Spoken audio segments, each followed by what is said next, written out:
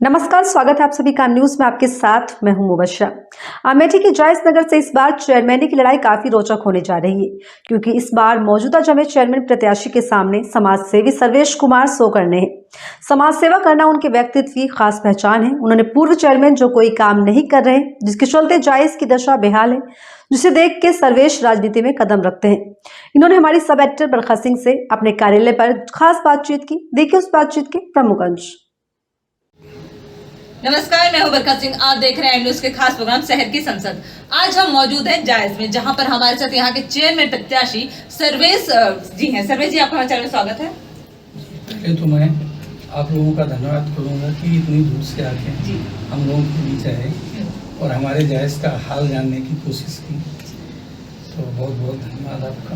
बहुत बहुत धन्यवाद आपका भी। सर्वेश जी, ये बताएगा कि हम तो आपके यहाँ क्षेत्र में आए, पर हमें यहाँ की कोई भी व्यवस्था ठीक से नहीं लगी। ना बहुत स्वच्छता का भी अभाव है और ना रोड अच्छे बने हुए। तो यदि इस बार आप चेयरमैन बनते हैं तो क्या आप जनता को संतुष्ट कर पाएंगे? हम पूरी कोशिश करेंगे।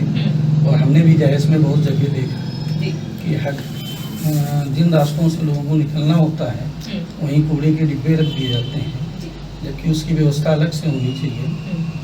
और जिन रोडों को बनाना चाहिए उसको ना बना के जो रोड पहले से ठीक है उस पर काम किया जा रहा है, वो गलत है। और हम पूरी कोशिश करेंगे जनता के पैमाने पे खड़े करने और जनता का सहयोग रखना, तो ये चीज़ आगे हम लोग करके दिखाएंगे। और जो पिछली लोगों ने गलतियाँ की हैं समाज के लिए कि वोट लेके और अब भूल जाना, वो बिल्कुल नहीं होगा। और समाज के प्रति जो हम लोगों की जिम्मेदारी है उसको हम लोग हर पैमाने पे कोशिश करेंगे कि समाज के पैमाने पे खड़े उतरें और जनता की हमारी जो मूलभूत ज़रूरतें हैं उनको मिले। जनता यही चाहती है कि मेरी जो मूलभूत ज़रूरतें हैं सबसे पहले उनको ज़रूरत हो। बच्चों को दूर जाना पड़ता है स्कूल के लिए या कुछ ऐसी दिक्कतें हैं, तो मैं यही चाहूँगा कि इन ज़रूरतों को पूरा किया जाए। तो आपने कि जैसे राजनीति में कब से कदम रखे हैं? राजनीति में तो काफ़ी टाइम हो गया, लेकिन मतलब पूरी तरह से चुनाव लड़ने के लिए मैं राजनीति में नहीं आया। अभी आप समाज सेवा करने के लिए आए हैं? समाज सेवा करने के लिए आया हूँ और मैं समाज सेवा बहुत दिन से कर भी रहा हूँ। जिसकी जो ज़रूरतें होती हैं, जो मैं कर सकता हूँ, मैं करता रहता हूँ। लेकिन मैं अपनी समाजवादी पार्टी से काफ़ी समय से जुड़ा हुआ हूँ और मैं पार्टी के नेतृत्व में जो काम होते थे करता रहता था और समाज की जो जिम्मेदारियां हमारे ऊपर आती थी वो भी मैं करता रहता था। अब इस बार समाज ने अगर मौका दिया, जनता ने मौका दिया, तो मैं आगे ये कोशिश ज़रूर करूँगी कि जो है समाज के जो भी काम है मैं आगे भी करता रहूँ। तो आपने कुछ शिक्षा के क्षेत्र में या फिर महिलाओं के लिए कुछ सोचा है? शिक्षा का तो यहाँ बहुत बड़ा अभाव है। हमारे बच्चे हैं या बच्चियां हैं, उनको 30 किलोमीटर, मतलब एक डिग्री कॉलेज नहीं है हमारे यहाँ, जबकि हमारे यहाँ मलिक मोहम्मद जायसी जी का जन्म स्थली है और उसको भी शोध बना हुआ है। वहाँ कोई मतलब लाइब्रेरी की व्यवस्था नहीं है, ना डिग्री कॉलेज की व्यवस्था है, ना कोई केंद्रीय विद्यालय है जिससे हमारे बच्चों को दूर ना जाना पड़े। हमारी बहुत सारी बच्चियाँ अपनी आगे की पढ़ाई छोड़ दे रही हैं क्योंकि उनके माँ बाप इतना खर्चा अफोर्ड नहीं कर पा रहे हैं या बच्चियों पे उतनी दूर भेजना नहीं चाह रहे हैं। बहुत सारे स्कूल हैं जो कुछ लोग भेजते भी हैं जिनको बच्चियों को 30 किलोमीटर जाना पड़ता है और पूरे दिन उनका निकल जाता है। बताइए किस टाइम वो आके पढ़ाई करेंगे। और हमारी यही कोशिश होगी कि हम लोग को तो सबसे पहले एक इंटर कॉलेज बढ़िया और डिग्री कॉलेज। जो इंटर कॉलेज है वहाँ टीचर की व्यवस्था नहीं है, डिग्री कॉलेज तो है ही नहीं है, कोई एक केंद्रीय विद्यालय नहीं है जिससे बच्चों को जो है शिक्षा मिल सके। सबसे बड़ा मुद्दा है शिक्षा का। यहाँ पर तो शिक्षा का चलिए मुद्दा पता चला कि डिग्री कॉलेज भी नहीं है, हॉस्पिटल भी कोई अच्छे नहीं है, ये भी सुनने में आया है। नहीं, हॉस्पिटल तो अच्छे है भी नहीं और जो CSC हैं उन पे न डॉक्टर की पोस्टिंग है और ना वहाँ कोई ऐसी व्यवस्था है कि पेशेंट को दवाएं मिल जाएं या कुछ। और जो भी है भगवान भरोसे चल रहे हैं। इसके लिए भी 30 किलोमीटर अगर कोई बीमार हो जाए तो रायबली 30 किलोमीटर पड़ता है। अगर गौरीगंज भी पेशेंट जाते हैं तब भी 20-25 किलोमीटर। मतलब हम 25 मतलब इमरजेंसी में लोगों को बहुत परेशानी बहुत होती है। परेशानी होती है। कोई ऐसी व्यवस्था नहीं है कि इमरजेंसी में उनका ट्रीटमेंट हो सके, और इसके लिए शिक्षा और चिकित्सा ये मूलभूत चीज़ों में मानी जाती है, और ये सबसे बड़ा इशू है जायस के लिए। मतलब ये दोनों चीज़ हमारी जायस की जनता के पास नहीं है, यही बहुत बड़ा समस्या है। और जैसे आवास है और शौचालय, ये भी चेयरमैन और सभासद की जिम्मेदारी होती है, पर सुनने में आया है कि यहाँ आवास के नाम पे लोगों से पैसे लिए जा रहे हैं, क्या इस बात में सत्यता है? इस बात में बहुत बड़ी सत्यता है। आवास के नाम पे मतलब मनचाहा पैसा लिया गया, मैं किसी का नाम नहीं लेना चाहूँगा, और ये है कि आवास यहाँ लोगों को ठीक ठाक मिले, लेकिन कुछ लोग ऐसे रह गए जिनके पास किसी का सोच नहीं था, या उन लोगों को आवास की ज़रूरत थी, उनको आवास नहीं मिले। जिनको राशन कार्ड की ज़रूरत थी उनको नहीं मिले, जिनको नहीं ज़रूरत उनको मिले। तो कुछ ऐसे मतलब गरीब जनता अभी भी इन सब चीज़ों से अभाव है उनके लिए, ये सब चीज़ों गरीब जनता के लिए यही अभाव है कि बता रहे ना, अगर उनके साथ कोई नहीं खड़ा तो ऐसा नहीं कि उनको ज़रूरतों की चीज़ें ना मिले। सबसे बड़ा मुद्दा है कि जिनको आवास मिलना चाहिए तो वो तो अभी भी वंचित है ना। 10% 20% लोग अभी भी वंचित हैं जो झोपड़ी में रहने के लिए मजबूर हैं, क्योंकि उनके पास इतने पैसे नहीं है कि वो रिश्वत रूप में दे सके और अपने लिए आवास आवंटन करवा सके।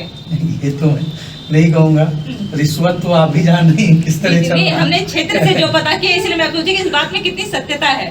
नहीं, सत्यता तो है ही है, क्योंकि वो पूरे नगर में फैली हुई है कि लोगों ने मनचाहे पैसे लिए, जिन्होंने पैसा दिया उनका काम हुआ, वो चाहे पात्र हो चाहे ना हो। लेकिन जो पात्र थे वो पैसा देने में कहीं सक्षम नहीं थे, इसलिए उनको आवास का लाभ नहीं मिल पाया। और काशीराम आवास भी बनाया गया तो वो भी गरीबों को अभी तक आवंटित नहीं किया गया। ये तो बहुत ही समस्या है इसमें। तो यदि इस बार आप चेयरमैन बनेंगे तो क्या आप इन सब चीजों पे भी ध्यान देंगे?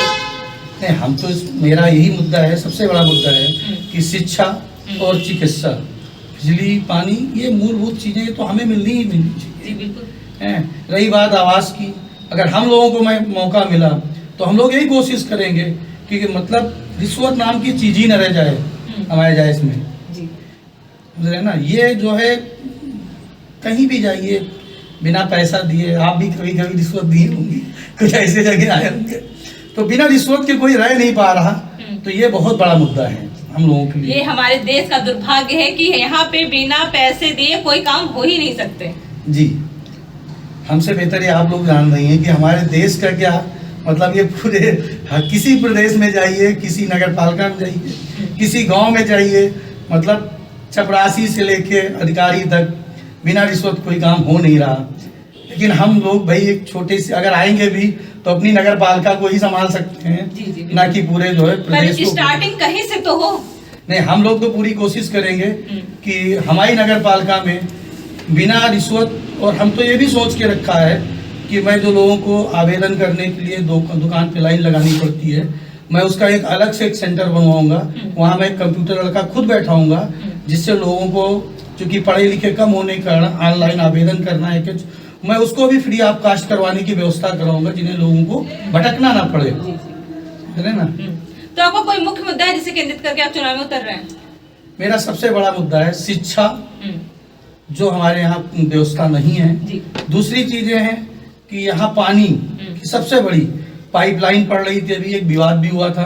पाइपलाइन की यह कंडीशन थी कि बीजेपी के लोग ही आपस में भिड़ गए कि पाइप की क्वालिटी इतनी खराब लगाई जाती है कि उन लोगों को, मतलब जो कह रहे हैं कि पार्टी के लोग, मतलब पार्टी के लोग ही उसको नहीं सहन कर पा रहे हैं, तो हम लोगों की तो बात ही छोड़िए।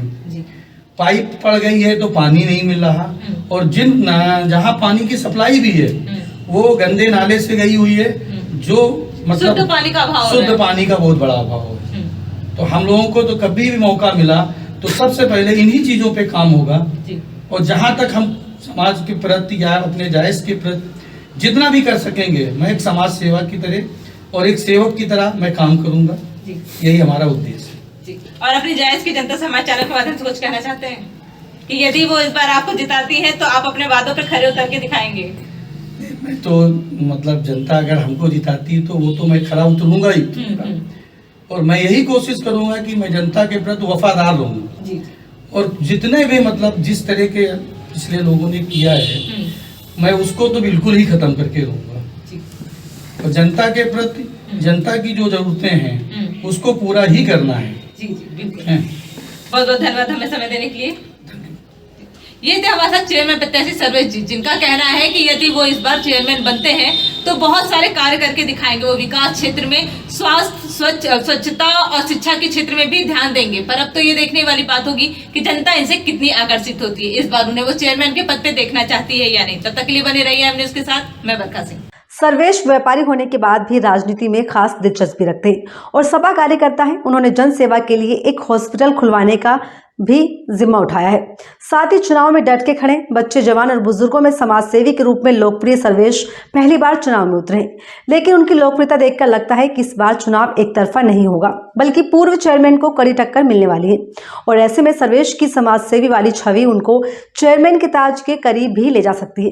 लेकिन लोकतंत्र में चुनाव के बाद ही पता चलेगा कि इस बार जायस के चेयरमैन का ताज किसके सर पर सजेगा। तो फिलहाल इस रिपोर्ट में इतना ही। बने रहिए बरखा सिंह के साथ और देखते रहिए निकाय चुनाव पर हमारे एक विशेष कार्यक्रम शहर की संसद सिर्फ एम न्यूज पर। नमस्कार। एम न्यूज साउथ सच का।